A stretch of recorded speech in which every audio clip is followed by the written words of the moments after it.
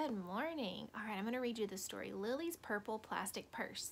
And as I'm reading, I want you to think about the problem, the solution, the characters, the setting, all those good details. Lily's Purple Plastic Purse by Kevin Hinks. Lily loved school. She loved the pointy pencils, she loved the squeaky chalk, and she loved the way that her boots went clickety-clickety-click down the long, shiny hallways. Lily loved the privacy of her own desk. She loved the fish sticks and chocolate milk every Friday in the lunchroom. And most of all, she loved her teacher, Mr. Slinger.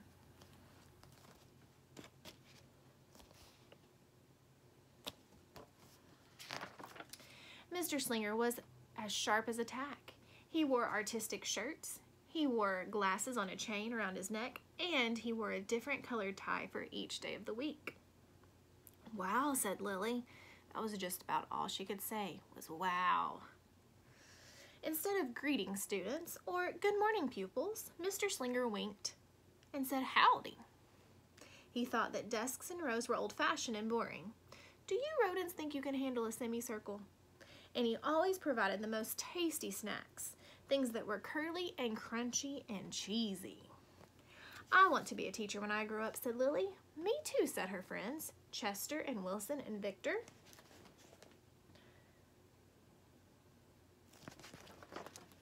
At home, Lily pretended to be Mr. Slinger. I am the teacher, she told her baby brother Julius. Listen up. Lily even wanted her own set of deluxe picture encyclopedias.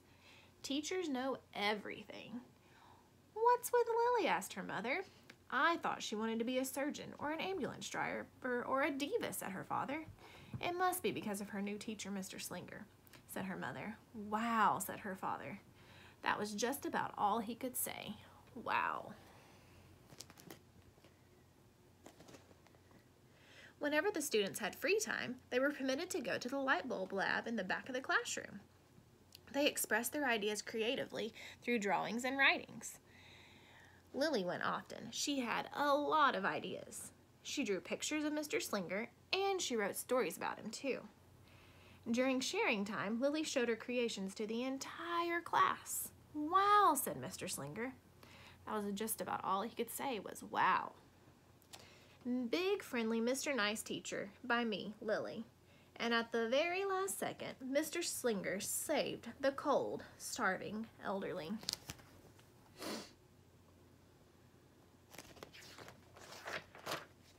When Mr. Slinger had bus duty, Lily stood in line even though she didn't ride the bus. Lily raised her hand more than anyone else in class, even if she didn't know the answer. Call on me, please, please. And she volunteered to stay after school to clap erasers. I want to be a teacher when I grow up, said Lily. Excellent choice, said Mr. Slinger. One Monday morning, Lily came to school especially happy. She had gone shopping with her Grammy over the weekend. Lily had a new pair of movie star sunglasses, complete with glittery diamonds, and a chain like Mr. Slinger. She had 3 shiny quarters, and best of all, she had a brand new purple plastic purse that played a jaunty tune when it was opened.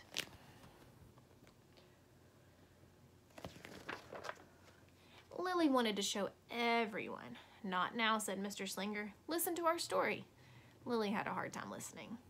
Lily really wanted to show everyone. Not now, said Mr. Slinger. Let's be considerate of our classmates. Lily had a hard time being considerate. Lily really wanted to show everyone. Not now, said Mr. Slinger. Wait until recess or sharing time. But Lily could not wait. The glasses were so glittery, the quarters were so shiny, and the purse played such nice music. Not to mention how excellent it was for storing school supplies. Look, Lily whispered fiercely. Look, everyone. Look what I've got. Everyone looked, including Mr. Slinger. He was not amused.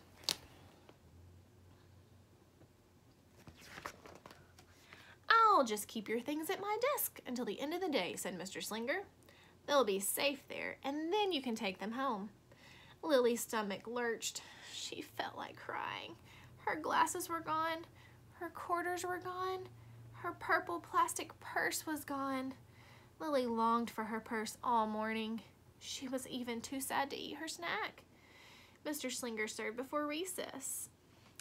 That afternoon, Lily went to the light bulb lab.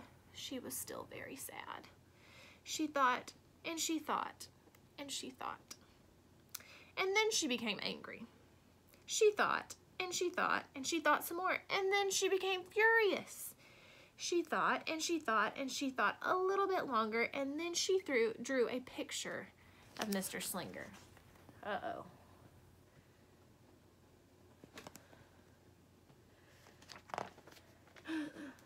Right before the last bell rang, Lily sneaked the drawing into Mr. Slinger's book bag. Uh-oh. Look what it says. Big, fat, mean Mr. Slinger teacher. It says, thief, bad, claws, bad, wanted by FBI. P.S. I do not want to be a teacher when I grow up. Uh-oh. When all the students were buttoned and zipped and snapped and tied and ready to go home, Mr. Slinger strolled over to Lily and gave her her purple plastic purse back. It's a beautiful purse, said Mr. Slinger. Your quarters are nice and jingly, and those glasses are absolutely fabulous. You may bring them back to school as long as you don't disturb the rest of the class. I do not want to be a teacher when I grow up, Lily said as she marched out of the classroom. On the way home, Lily opened her purse. Her glasses and quarters were inside, and so was a note from Mr. Slinger. It said, today was a difficult day. Tomorrow will be better. There was also a small bag of tasty snacks at the bottom of her purse. Lily's stomach lurched. She felt like crying. She felt simply awful. Lily ran all the way home and told her mother and father everything.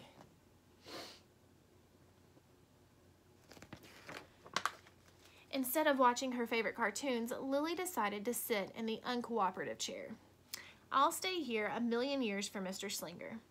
Why does everything always happen to me? 1051, 1052, 1099.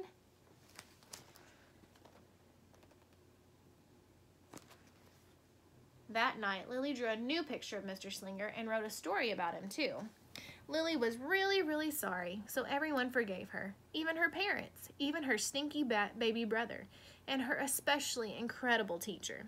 And then the sun shined its smiley face down on everyone and everything, even the bugs and worms. The end. And then it says, listen up, I forgive everyone. Kind, good, nice, could be principal. Worms, bugs, oops. I am really, really, really, really, really sorry. And then she says, I'm an author.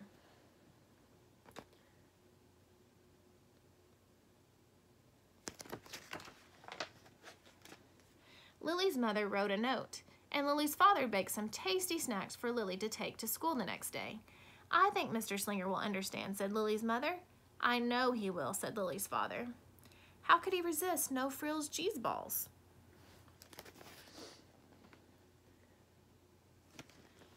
The next morning, Lily got to school early.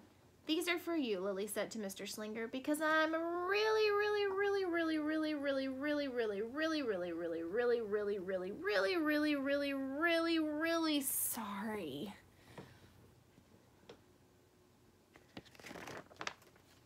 Mr. Slinger read the story, and he looked at the picture, and he read the note. What does it say? And he sampled the snacks. Yum, yum. Wow, said Mr. Slinger. That was just about all he could say. Wow.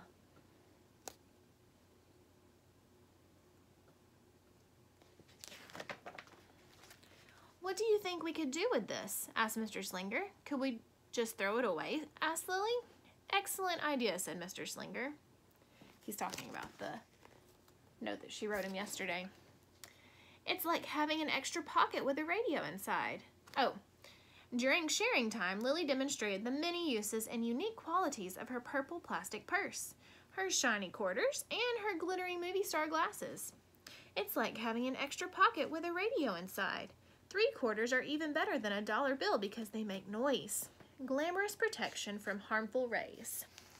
Then she did a little performance using them as props. It's called interpretive dance, said Lily. Mr. Slinger joined in. Wow, said the entire class. That was just about all they could say. Wow.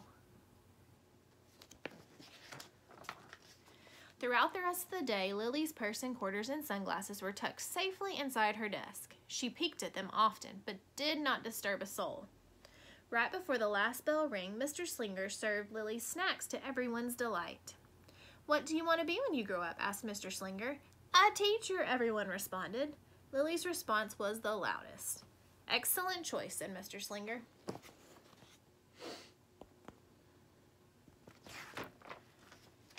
As the pupils filed out of the classroom, Lily held her purple plastic purse close to her heart.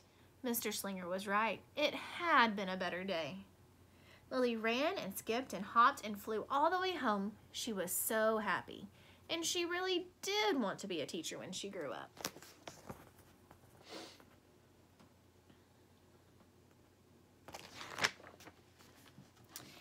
That is, when she didn't want to be a dancer, or a surgeon, or an ambulance driver, or a diva, or a pilot, or a hairdresser, or a scuba diver. Accident, accident, woo, woo. Hold still, the doctor's here. Ready for takeoff. Okay, so now that we've read the story, I want you to think about what was the problem in the story and how did they fix the problem in the end. Have a great day.